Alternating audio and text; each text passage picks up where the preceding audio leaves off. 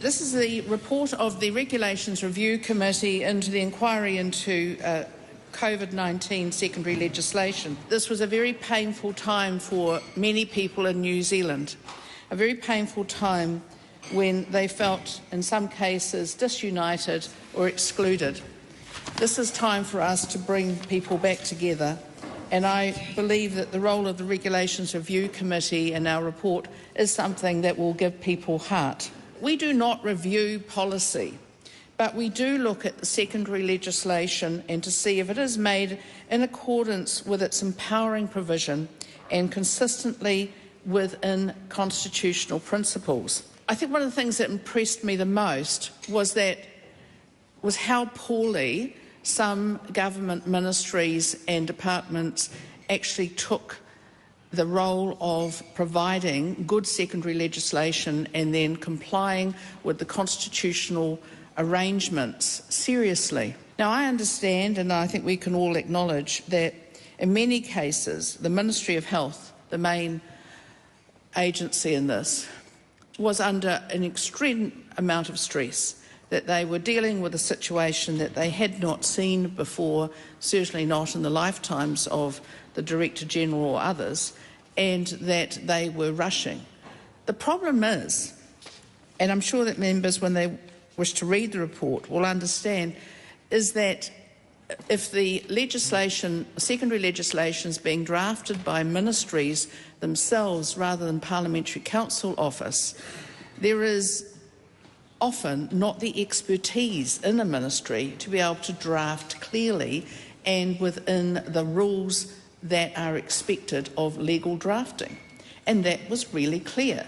When I think to the criticism of the COVID-19 Response Vaccination Legislation Act, which was actually introduced on the 23rd of November 2021 and had its first, second and third readings on the same day, that bill received royal assent 2 days later on the 25th of November, and that was actually really almost 2 years after the full first brunt of the pandemic had hit us.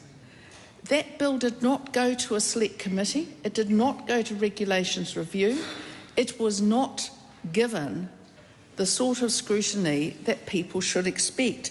And I think it would be wrong to say that there was urgency. Parliament's Attorney General criticised it at the time by saying it should have been sent to a select committee. He was right. It should have been. It wasn't. And instead what we see in that legislation is that it actually referred to, and the regulations coming from it, referred to all sorts of terms that are unknown at law. It was legislation that might have been drafted by the communications team. It was simply not up to scratch, and nor were the regulations from it. And there's a big problem with that, apart from the quality of drafting. And that big problem is, where does one find it? What tends to happen is it's put on the website of that ministry or that department. Or not. It might not be put there. Or if it is, it might be unclear. All regulations, all secondary legislation where people can be subjected to rules should be in one place. And we know that ignorance of the law is no excuse at law.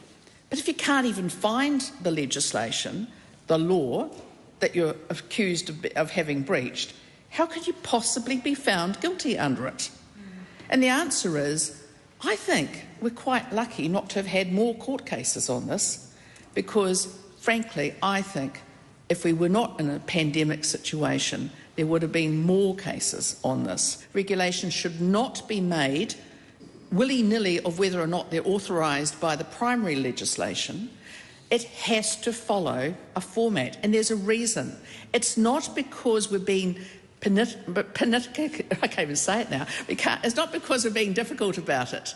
It's actually because this matters. Law matters. Parliament matters. And we cannot simply continue down a path of ministries and departments deciding they'll have the law that they'd quite like, and that's really going to spin well. Come back to the law. Thank you.